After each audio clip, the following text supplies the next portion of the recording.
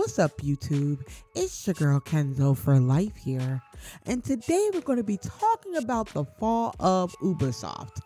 Can it ever be great again?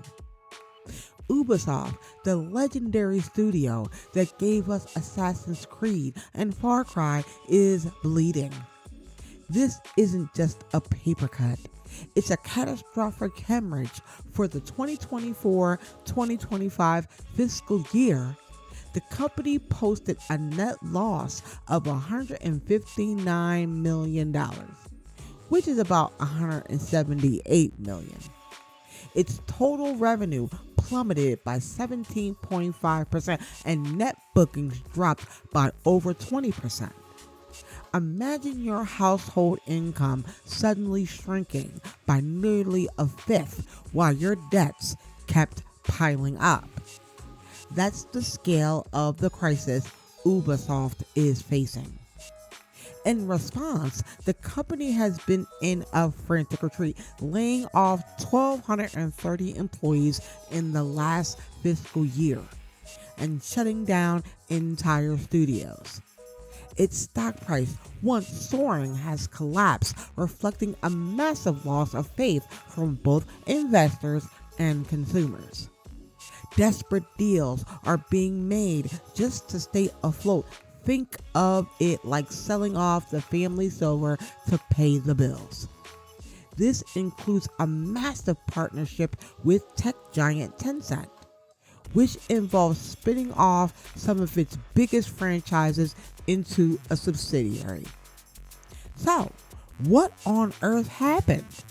How did a company that was once the king of the gaming world fall so far, so fast? And most importantly, is there any chance they can ever be great again? Let's dig into the numbers, the games, and the corporate missteps to find out. It's almost hard to remember now, but there was a time when the Ubisoft logo was a seal of quality, a promise of innovation. They were like a master chef in a 5-star kitchen, constantly inventing new dishes that would define the culinary landscape for years. Think back to the early 2000s. They resurrected a classic with Prince of Persia, The Sands of Time. A game so masterfully designed, it's still held up as a benchmark in action-adventure. Then came Tom Clancy's Splinter Cell, which didn't just try to compete with Metal Gear Solid, but carved out its own unique space in the stealth genre with a revolutionary use of light and shadow. This was Ubisoft's golden age. In 2007, they unleashed Assassin's Creed, a bold new IP that blended historical tourism with acrobatic parkour and stealth. While the first game was a bit rough around the edges, its sequel, Assassin's Creed 2, is widely considered one of the greatest games ever made. It was a masterpiece of world building, character, and design.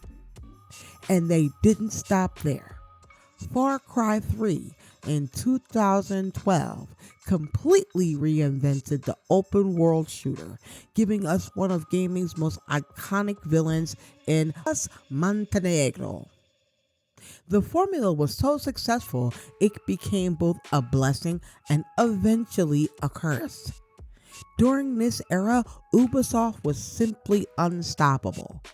They were ambitious, creative, and they respected their audience. They built worlds that players fell in love with, franchises they could get lost in for hundreds of hours. They were, without a doubt, a titan. So where did it all go wrong? Many people point to the fall of 2014 as the beginning of the end. That year, Ubisoft released Assassin's Creed Unity. On paper, it was the next-gen evolution the series desperately needed, a stunning recreation of Paris during the French Revolution. In reality, it was a technical train wreck. The game launched in a broken state, plagued by hilarious, game-breaking bugs that instantly became memes. Who could forget the infamous no-face glitch? It's still burned into the memory of gamers everywhere. Unity wasn't just a buggy game, it was a symptom of a much deeper illness. It was like a warning light flashing on the dashboard, signaling a major shift in Ubisoft's philosophy, away from quality and toward quantity. The relentless pressure to annualize major franchises like Assassin's Creed led to punishing development cycles, rushed releases, and a noticeable drop in polish. This is also where the dreaded Ubisoft formula finally started to set in. The success of Far Cry 3 and the Assassin's Creed games created a cookie-cutter template. It was like a musician having a #1 hit and then releasing 10 more songs that sounded almost identical. The template was always the same. A massive open world, a map cluttered with icons, repetitive side quests, and of course, towers to climb. What once felt fresh was now becoming predictable and frankly boring. Games started to feel less like handcrafted experiences and more like content checklists assembled on a factory line. Gamers noticed. The unique identities of each series began to blur until a Far Cry game felt like an Assassin's Creed game, which felt like a Ghost Recon game. It was as if every fast food chain suddenly started selling the exact same burger. The magic was fading, and the foundation of trust that Ubisoft had spent decades building was starting to show some deep, ominous cracks. This formulaic approach has become a huge point of frustration for players. Was there a specific Ubisoft game that made you feel like you were going through the motions? Let me know in the comments below. And if you're finding this breakdown insightful, be sure to hit that subscribe button and ring the bell so you don't miss our next deep dive into the gaming industry. The cracks that appeared in 2014 soon widened into a chasm. The years that followed were marked by a cascade of failures, each one amplifying the last and pushing the company further into a nosedive.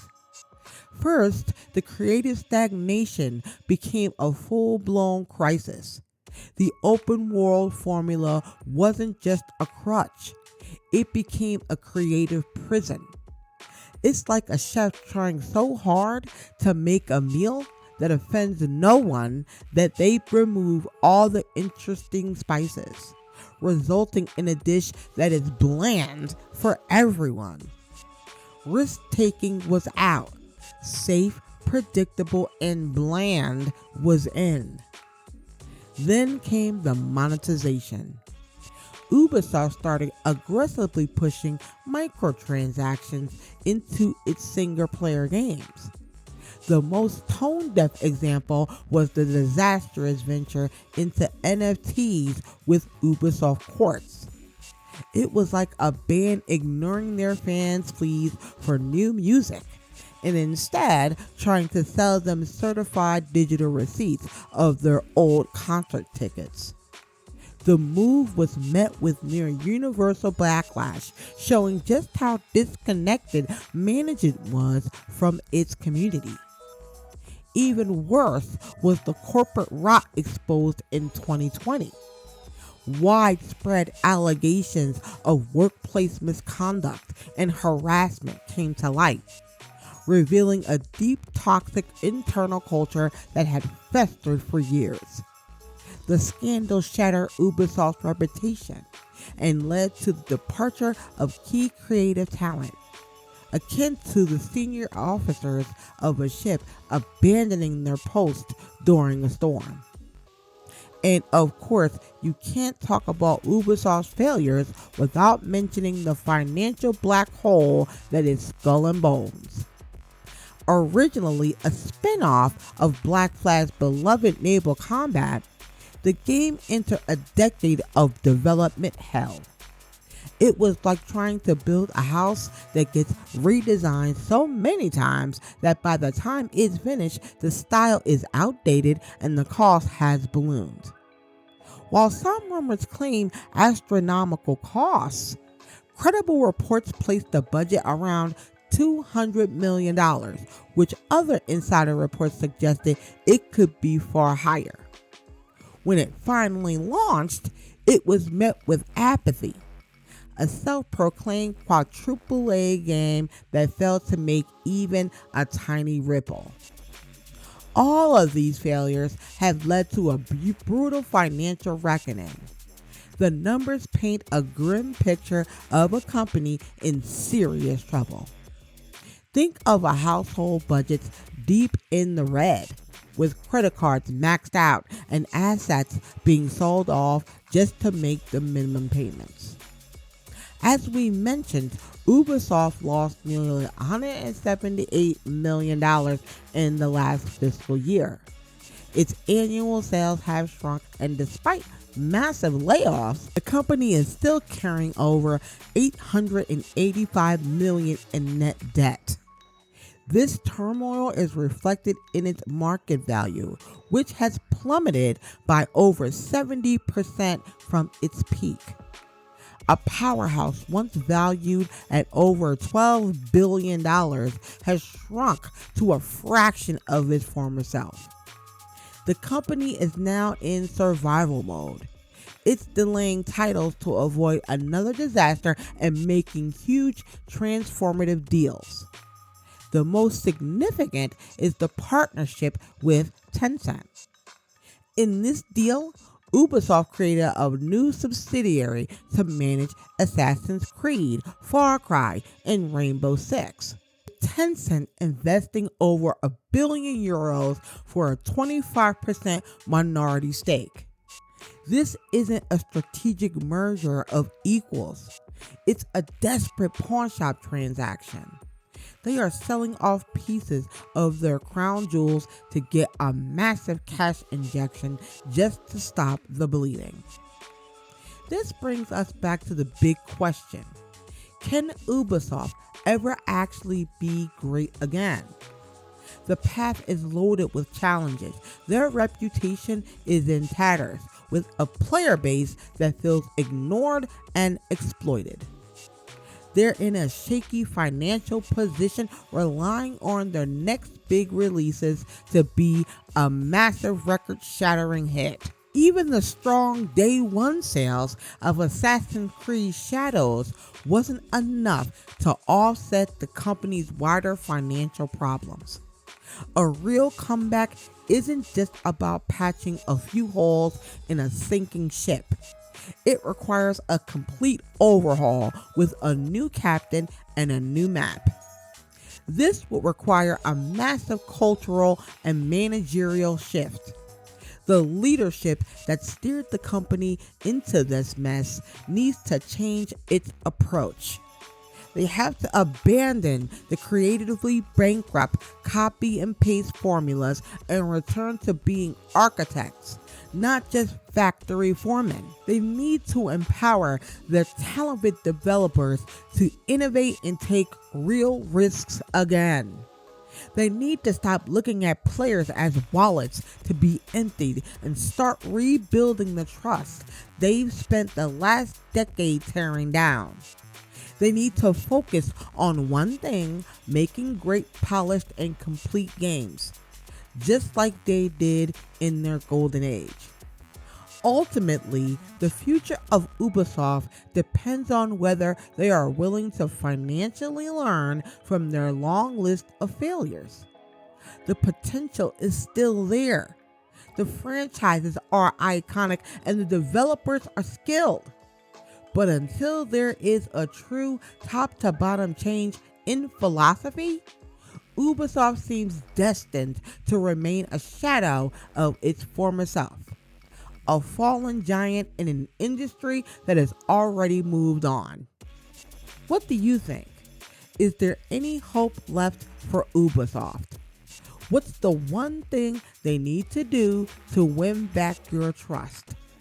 Let me know your thoughts down below. Thank you guys for listening. And until again, stay frosty.